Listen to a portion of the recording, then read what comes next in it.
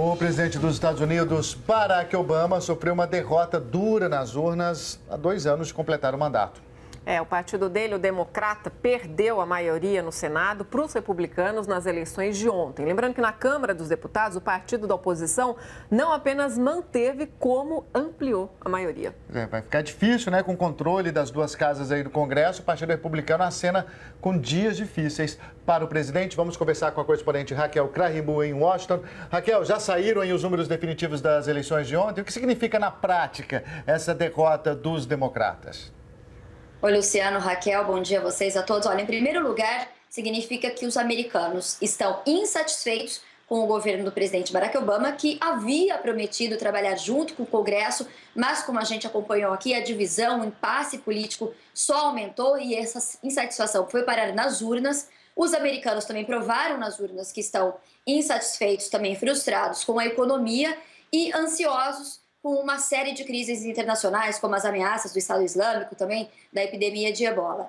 Isso também significa, esse resultado também significa que o presidente vai ter ainda mais dificuldades para governar nos últimos 2 anos de mandato e deixar aí o legado que ele esperava. Isso vai ser mais difícil para o presidente, ainda mais com a oposição já pressionada, de olho nas eleições presidenciais de 2016. Os republicanos têm agora mais poder, para atrapalhar a vida do presidente e devem tentar avançar uma agenda legislativa mais popular para o eleitorado também deles, que também está dividido. Foi uma grande noite para o Partido Republicano, melhor até do que muita gente imaginava. Alguns resultados ainda estão saindo, mas até agora os republicanos já estão no caminho para tomar mais de 10 cadeiras na Câmara, o que é o maior número desde a Segunda Guerra Mundial, desde a década de 40. No Senado, os republicanos ganharam a maioria pela primeira vez desde 2006, depois que roubaram assentos nos estados de West Virginia, Arkansas, Montana, Dakota do Sul, também Colorado, Iowa e a grande surpresa até na Carolina do Norte. A oposição republicana, em coro, disse que foi uma humilhação para o presidente Barack Obama, que já tem a popularidade mais baixa desde que tomou posse. Enquanto isso, o Partido Democrata reconheceu que foi uma noite difícil e que o resultado prova que os americanos querem que os 2 partidos trabalhem juntos. Antes mesmo do resultado sair, o presidente Barack Obama convocou os líderes dos 2 partidos no Congresso para iniciar esse diálogo e ver como podem trabalhar juntos nos próximos 2 anos. Inclusive, o presidente Barack Obama, nessa tarde, vai fazer uma coletiva de imprensa. Agora, além do Congresso, Raquel, Luciano, os republicanos tiveram também uma grande vitória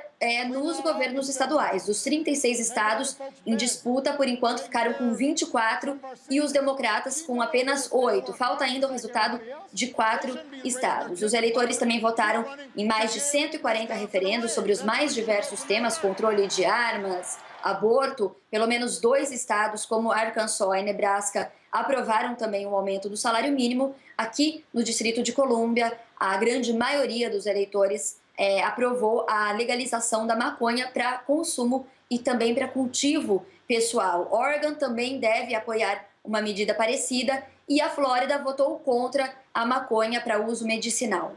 Raquel, Luciano. Tá certo, Raquel. Obrigada. A gente continua falando sobre esse assunto lá em São Paulo, né, Ana?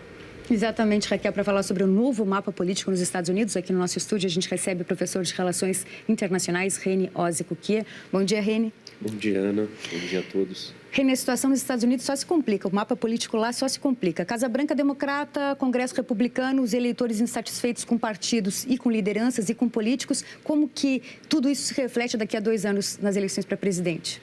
Bom, Ana, é o começo da mudança de tendência política, o que é natural no sistema político americano.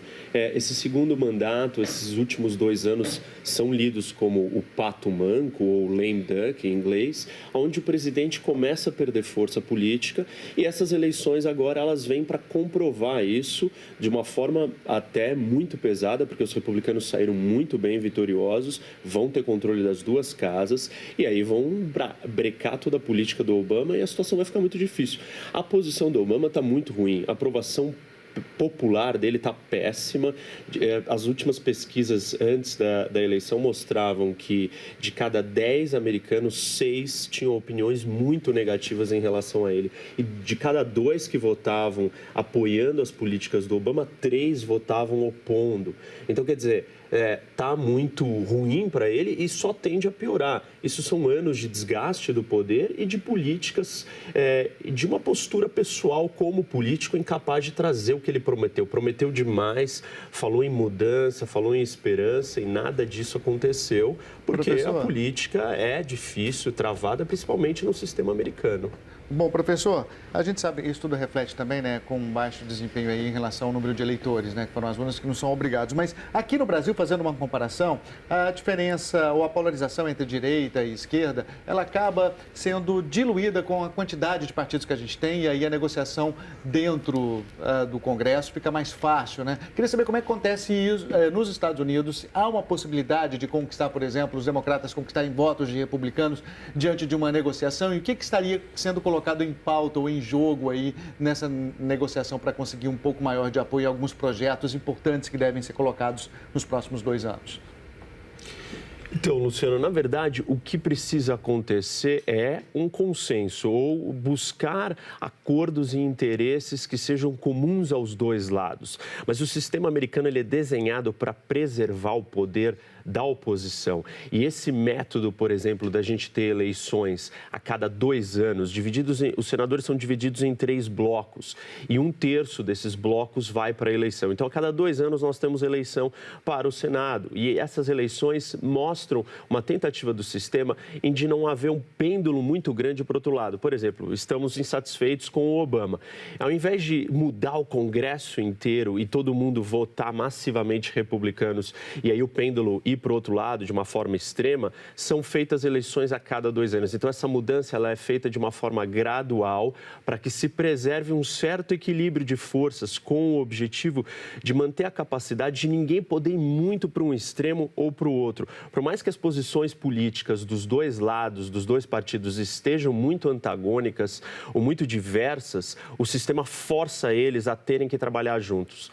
Óbvio que a consequência disso, ou o lado negativo, é o eleitor insatisfeito com nenhuma ação. Enfim, tá bloqueado, né? O Congresso está travado, nada anda. Mas, no longo prazo, isso ajuda a democracia. Professor, falando da política externa, a gente vê um mundo aí cheio de conflitos, né, e muitas críticas à política externa do Obama, né? A gente vê a Síria, a gente vê o conflito na Ucrânia com a Rússia. Quer dizer, com esse novo desenho aí do Congresso, como é que fica a política externa americana? Então, Raquel, na verdade, o que acontece para o presidente americano ele tem muito mais espaço e liberdade para agir na política externa. Na política doméstica, ele está totalmente travado com o Congresso. Na política externa, ele pode ser bloqueado pelo Congresso, mas é onde ele tem o poder da iniciativa e é onde ele pode fazer alguma coisa. A situação é que a realidade do mundo hoje não ajuda, em parte, pelas políticas e pela escolha da estratégia do Obama. E aí, isso foi o que atrapalhou ele bastante, não só crises domésticas, mas crises internacionais e a forma como ele lidou com essas crises. A questão da Ucrânia, o Oriente Médio como um todo, o Ebola na África, e você tem uma série de outros problemas.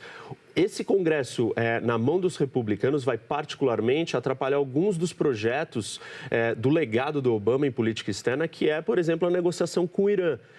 O prazo, agora no fim de novembro, provavelmente um Congresso republicano vai vetar qualquer medida de acabar com as sanções. E aí o Obama vai ter que mostrar força através de decretos. E aí sim você pode acirrar essa disputa e polarizar ainda mais e isolar ele, o que vai fazer os próximos 2 anos serem ainda mais difíceis. Era justamente isso que eu queria perguntar. Ele pode, então, governar por decreto esses últimos 2 anos? Ou seria melhor ele tentar o diálogo com os republicanos? Existe margem para conversação? Ele tem que tentar o diálogo, Ana, porque a situação é muito ruim, é muito mais difícil do que ele tentar forçar na base de decretos uma governabilidade. Isso não vai acontecer e ele já sinalizou que ele vai tentar porque ele já convocou uma reunião, inclusive, para essa sexta-feira com os republicanos para irem lá para debater. Se ele ficar tentando na base do decreto, os republicanos vão bater forte e foi o que ajudou eles, inclusive, na eleição. Os outros democratas não vão querer que ele faça isso, inclusive se distanciaram dele na campanha, porque achavam que esse tipo de postura ia ser ruim para eles e não quiseram a participação do Obama na campanha. Só para a gente ter um dado interessante, o Obama, desses últimos dias de campanha, só visitou 5 estados. O Bush, naquela situação crítica do seu segundo mandato, chegou a visitar 10 estados para a campanha. Ou seja, a situação do Obama está muito ruim. Os democratas se descolaram um pouco dele, né? Porque ele não está muito popular nos Estados Unidos. Reine Ozzi Kukia, professor de Relações Internacionais, sempre um prazer tê-lo aqui. Obrigada. Prazer é meu. Obrigado, Ana.